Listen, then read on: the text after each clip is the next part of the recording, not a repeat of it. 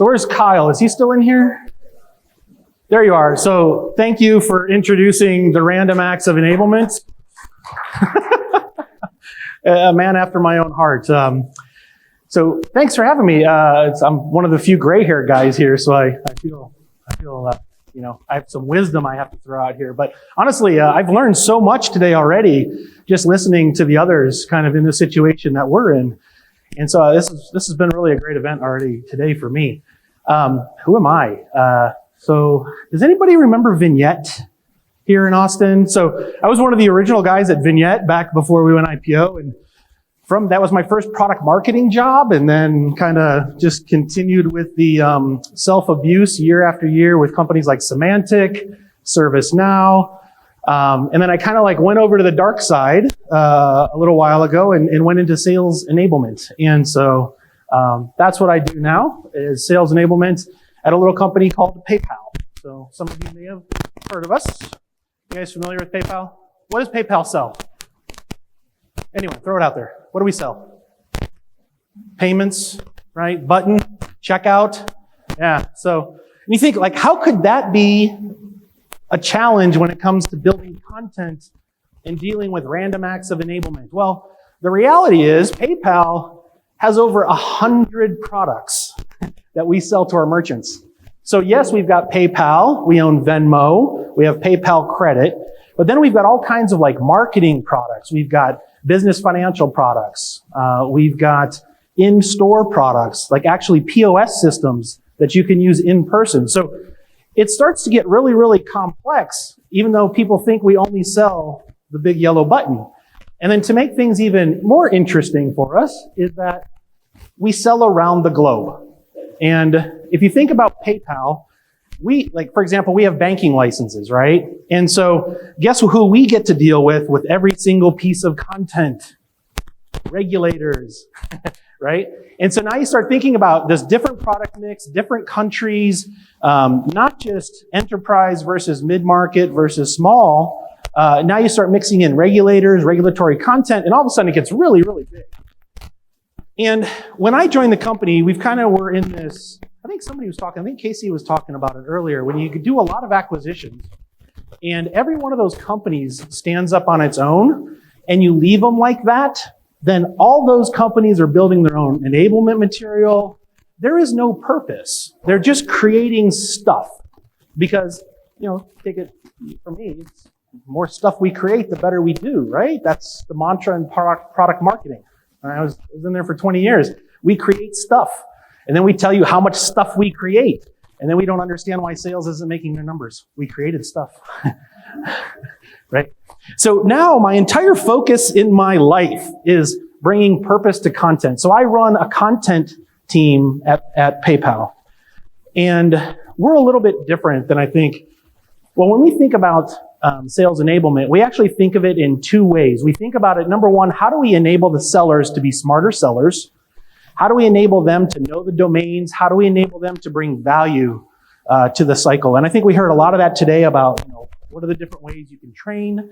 But we also own the content that they use out to the merchants. So we interface with product marketing. We also have a go-to-market team that we interface with. And so you think about the complexity there, but the good thing is, and I thought somebody earlier put up, who was it? They put up the sales filter, right? They said you have to have that sales filter. That's what sales enablement has become at PayPal, is that we're this sales filter so that nothing really gets out to the sales force unless we see it. Now, the only way that has worked is because I just say legal and compliance and then product marketing runs away. So does that approved by legal and compliance? And they run away and say, here, figure out what has to go out to the field. So I've got lucky because I kind of have a reason to be able to put purpose behind the content. But that's what I want to talk about, is we're going to talk all about content and how do you make sure that there's purpose behind that so that you can do less and have more of an impact, right? Who here wants to do less and have more of an impact, right? Everybody. So this is what happens when you don't have purpose, right? There's just so many different people that can create content within an organization and send it out to the world. And when I say the world, I'm talking about all the sellers, the sales engineers, partners, all of that. And so what we wanted to do is so at PayPal, we had all these different companies, right? And then we said, okay, we're going to create a global function for sales enablement. Okay, that's fun. And so we said, well, first thing we need to do is create a pile, right? Let's figure out all the stuff that we have from everybody. So how many of you have done that? How many of you have gone out, pulled everything together into a central repository? Bunch of you, right? Cool. All right. So what's great about that is you start with this giant pile that you have, and then you put it in really, really nice, organized ways, right? It's like a library. So you have this giant library of material out there. And I think a lot of people talked about it today. As a matter of fact, Rob from Google talked about having really good search on top of your pile, right? What is the leap of faith we're making between creating a centralized pile of content and the sales rep being able to use it? What's the leap of faith we have there? They know what they're looking for, right? They know what keywords to use.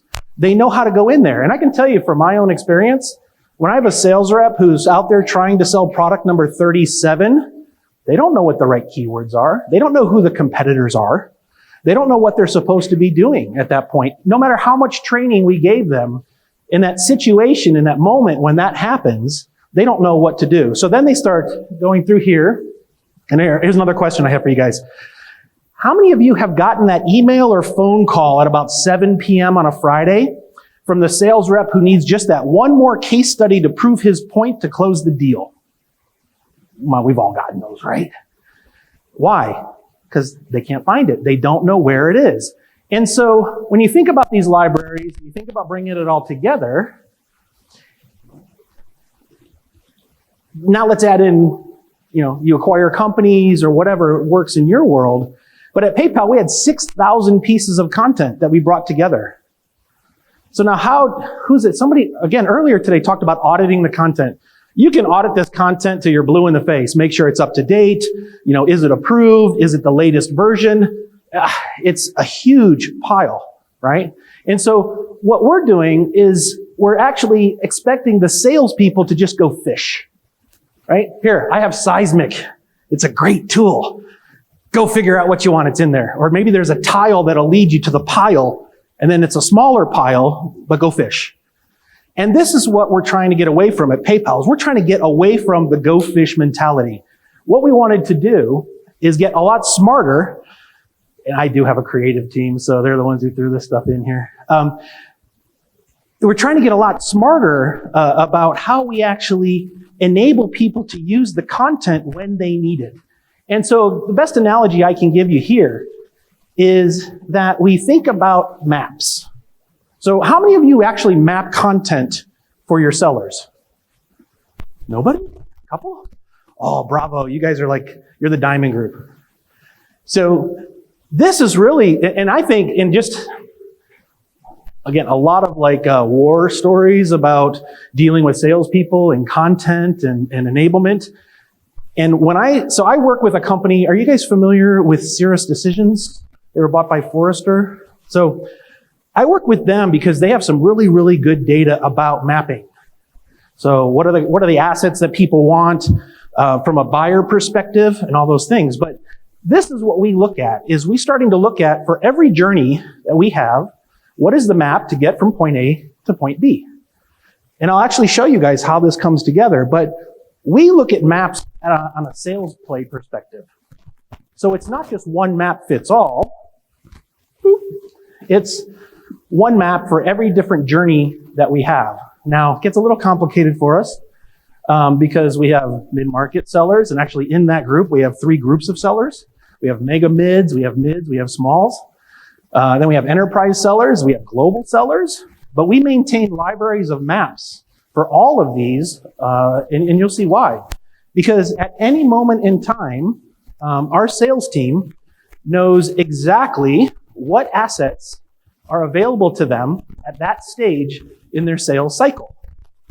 So I'm not bringing up anything new here, and The format of this screen is really small, so I apologize for this, trying to slam in an entire sales cycle here. But if you can't read it, so what we do is we actually align the buying cycle stages with the sales cycle stages. Because we want to think like a buyer, but we have to work functionally with the sales team. Now what's going to happen here, what this allows us to do is some things in the future. When you can map your buyer's journey to the sales cycles, then the tools that we have at our disposal that integrate with Salesforce can actually start to do some predictive and some really cool things that help our sellers out. But if we don't map this out first, we're kind of stuck, right? You can tag things till the cows come home. Texas reference. At least I think I'm funny, okay? But no, we can tag things all we want, but if it's not applied to the way that the salespeople actually work and the way that they think and the methodologies that they use, it won't work well. Now, this is going to get a little messy. I apologize. We don't really have a good way to show this, but and our maps are actually much more complicated than this, but this is just kind of an example of how the map works. Now, what's nice is we take these maps and we provide them digitally to our sales team. We have them in a portal, but you can also print them out. And when we print them out, they go to like 11 by 17. They're actually pretty big because they're pretty comprehensive. But what we do, and I'm gonna walk down here and play show and tell a little bit. So this dark blue section here, these are the tools that we have specifically for the sales rep to learn how to better do their job. And we map that out. So they know that, when I'm in loosening of the status quo, which is our awareness and kind of our ABM or account-based marketing phase, I have a plan, a page. And that's pretty much what I need to follow. Follow that plan, a page. And then as I get more sophisticated and I go into the different phases, I know what the tools are that are there to help me as the seller. And then the light blue is all the merchant-facing content that we have. And we don't just randomly select this material. The material that we have in here is based upon the metrics that we're collecting, the tribal knowledge that we get from the sales teams. And by the way, I go to our call centers every quarter and sit there in shadow inside salespeople. It's the only way I can get this information. There is no magical automation system, right, that's going to tell us that. So we have to get out there and we have to do that. But you'll start to see that you can start to lay out all those different pieces of content that are available to your sellers. Now, what we do is for each one of these, we actually link it back to our centralized database so that when the sales rep has this PDF up on their screen, they can just click on it and it just automatically brings the asset to them. Matter of fact, it takes them to a page where they can live send that asset directly to their prospect, and we track all that, right? And so this map is kind of an overlay, right, for right now. And we'll talk a little bit about where we're going from there. But we did this as a first step because, you got to start somewhere. So we started with the pile, we audited the pile, and then we realized we had to put mapping on top of it. And that's what this has all really been about and how it comes together for us.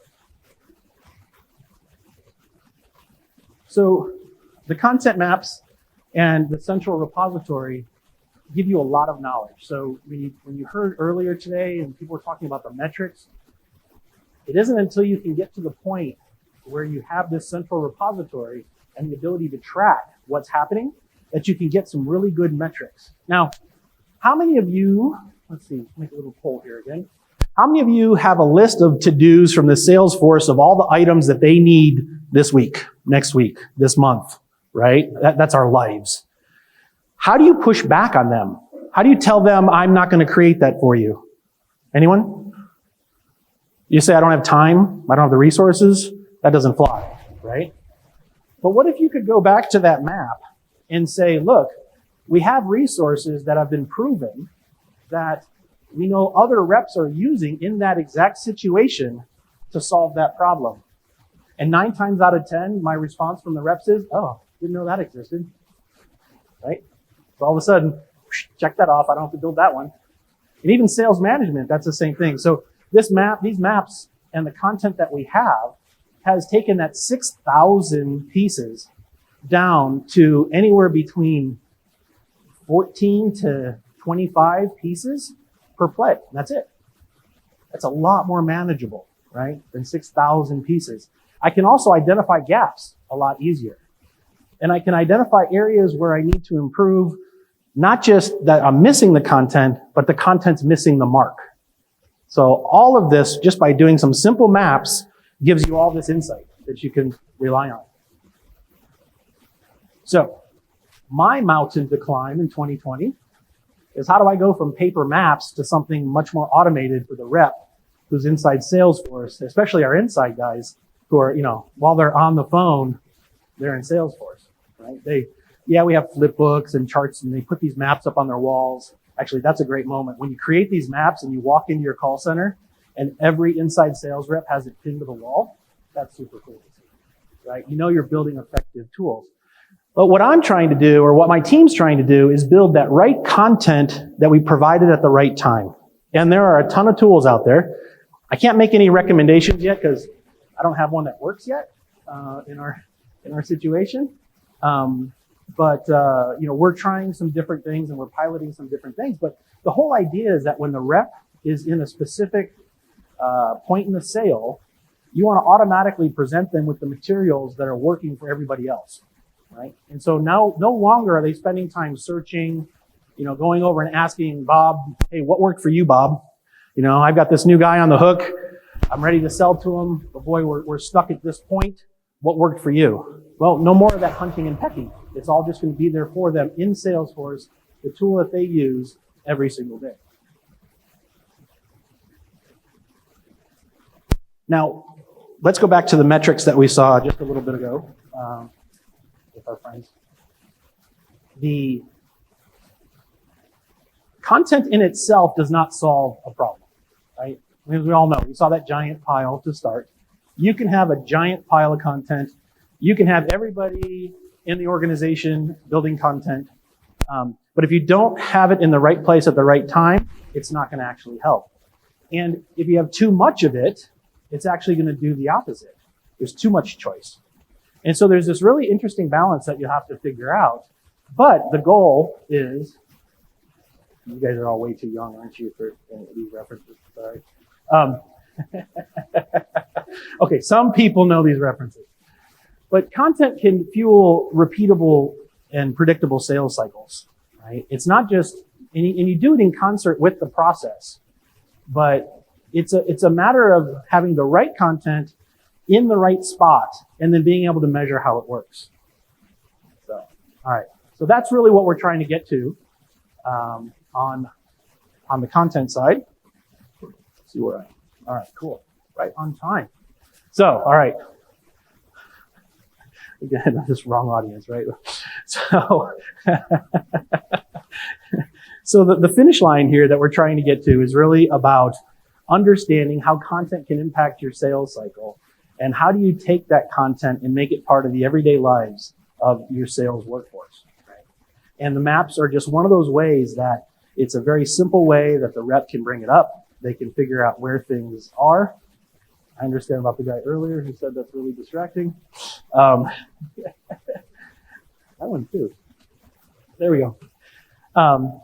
But that's really the story that I wanted to get across, was just about thinking about content in a way of fueling something very specific, especially around sales plays. How many of you actually formalize sales plays for everything that you do?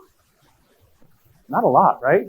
So I think this is also a really interesting concept you can think about, which is when you're trying to limit the shiny object syndrome, all that chaos that's occurring, if you just simply ask the question of the product marketer or the product manager, ask them which play does that enhance, right? Which play does that new shiny object, that new feature launch enhance? And if it enhances a play, if it makes the play stronger, then it fits in and it's perfect. Like it's just really, really easy to slide it in. If it's completely outside of all of the plays that you have defined, it's super simple to say that's not important today. But I did like how Rob talked earlier about giving all those product marketers and product managers a platform to be able to share their news, but in kind of a 3-minute, easy, consumable way. So I thought that was kind of an interesting thing. That's one of the things that I'm going to take back, because we actually have been really, I guess, militant about not letting anyone talk to our sales force if it's not aligned to a go-to-market play. And this might be a way that we can be a little bit friendlier. So anyways, so that's what I had for you today. If there's any questions, happy to take them. Yes?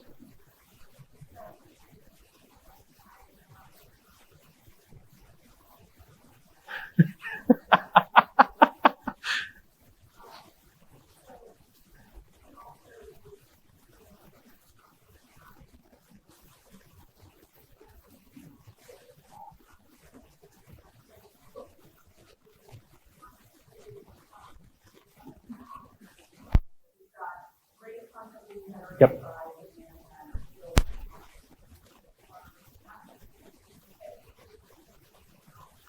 Yep.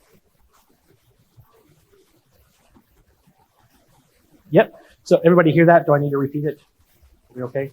Great. So how do we so we look at ourselves as like the master aggregators, right, on top. And that's what the map allows us to do, which is currently we have things in still a couple different systems. So we use like MindTickle for our LMS, our training system. We've got some other things that are legacy where there's still some good stuff. We don't have a lot of content generation outside of my team that goes to the sales force because of the regulations that we have to deal with, so compliance and legal. So everything kind of funnels into my team. So I have a team of 14 just for content, but it's because we're responsible for making everything sales facing. Now I know that's a lot for like, smaller companies, there's one person, it's just you, right? So I think that what you can do is just be the overlay, but you also have to be proactive on pushing back to them. And I'll go back to a previous company where I had multiple creators when I was at ServiceNow. We had to give them guidelines, very specific, not just, so everybody knows brand guidelines, right? We created content guidelines to go with it. What's the tone? How do you write? What are writing samples? What are images supposed to look like? And we codified that and we gave that to all of our creators. So although today my team does that, we make sure everything's consistent. That is one way that you could go out and work with your creators and make sure everybody is at least somewhat on the same page. Yeah. Anything else?